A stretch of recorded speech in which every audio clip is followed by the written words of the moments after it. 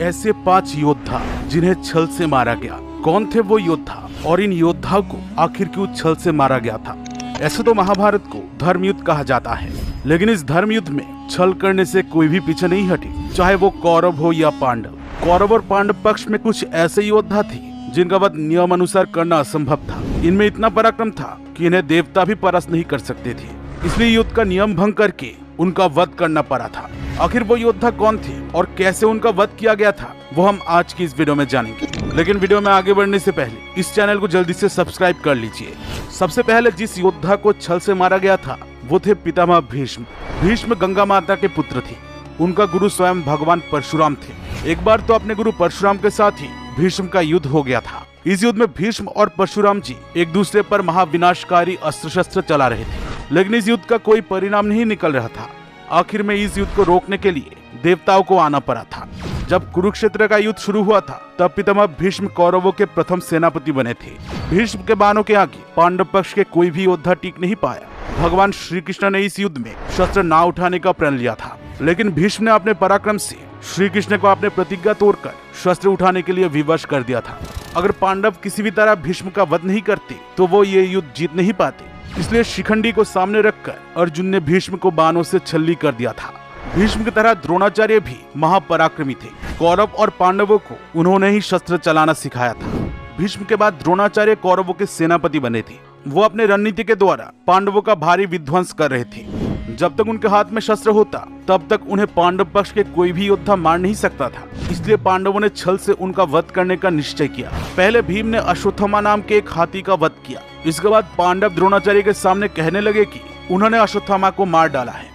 गुरु द्रोण के पुत्र का नाम भी अश्वत्थामा था। पांडवों ने सोचा था कि अपने पुत्र अश्वत्थामा के वध के बारे में सुनकर द्रोण अपना शस्त्र त्याग देंगे और तब पांडव उनका वध कर पाएंगे, लेकिन द्रोणाचार्य ने पांडवों के इस बात पर विश्वास नहीं किया। वो बोले, धर्मराज युधिष्ठिर कभी भी झूठ नहीं बोलते हैं, इसलिए अगर युधिष्ठिर उनके पास आकर कहेंगे कि उनके पुत्र अश्वत्थामा मारा गया है तभी वो इस पर विश्वास करेंगे। इसके बाद धर्मराज युधिष्ठिर ने द्रोणाचार्य के पास आकर कहा कि अश्वत्थामा मारा गया है, लेकिन हाथी। युधिष्ठिर ने लेकिन हाथी बहुत धीमे स्वर में कहा था, जिसके कारण द्रोणाचार्य को वो सुनाई नहीं दिया और वो समझने लगे कि उनके पुत्र अश्वत्थामा मारा गया है। इसके बाद द्रोणाचार्य ने अपना शस्त्र त्याग दिया। तब धृष्टद्युम्न ने तलवार से गुरु द्रोणाचार्य का सर धड़ से अलग कर दिया। अर्जुन की तरह सच्ची मित्रता निभाई, लेकिन उनके साथ हमेशा ही छल कपट हुआ। अंत में उनका वध भी छल से ही किया गया। कर्ण के पास ऐसे दिव्य कवच और कुंडल थे जिसे किसी भी अस्त्र से भेदा नहीं जा सकता था।